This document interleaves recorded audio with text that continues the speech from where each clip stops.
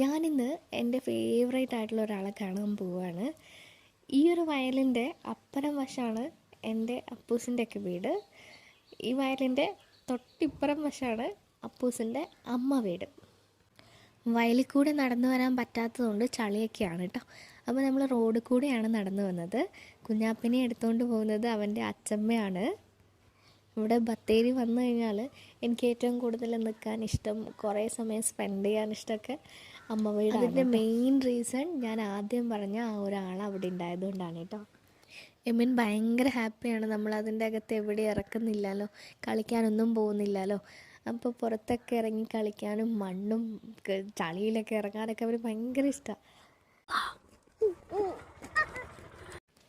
നമ്മളങ്ങനെ കുറേ നേരം നടന്നു കഴിഞ്ഞ് നമ്മൾ അവസാനം അമ്മയുടെ വീട്ടിലേക്ക് എത്തിയിട്ടുണ്ട്.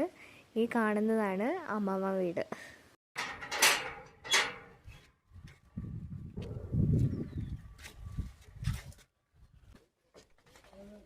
പുസ്തക വണ്ടി ഇവിടെ വെച്ചു. ഈ ഒരാളെ കുറിച്ചിട്ടാണ് ഞാൻ ആദ്യം പറഞ്ഞത്.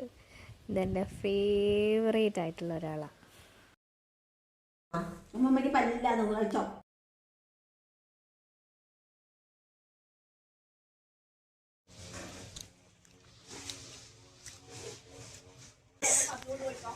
ഗണപതി നാരങ്ങ.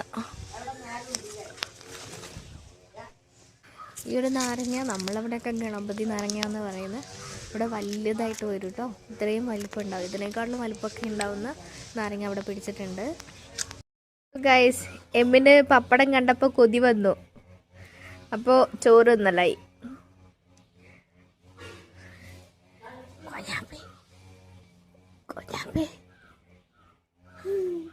കുഞ്ഞാപ്പി, കൊതിയൻ കുഞ്ഞാപ്പി, വെള്ളം വേണമെന്ന്.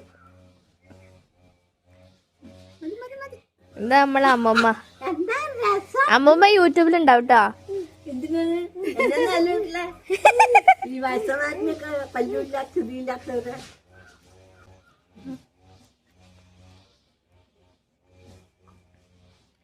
കൊതിയൻ കുഞ്ഞാപ്പി.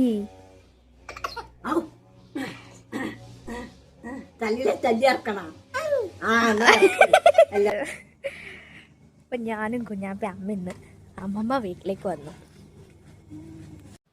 നമ്മൾ കുറേ നേരം അവിടെ ഇരുന്ന് സംസാരിച്ച് അമ്മമ്മയ്ക്ക് കുറേ കഥ പറയാനും കരയാനും പറയാനൊക്കെ ഉണ്ടാവും.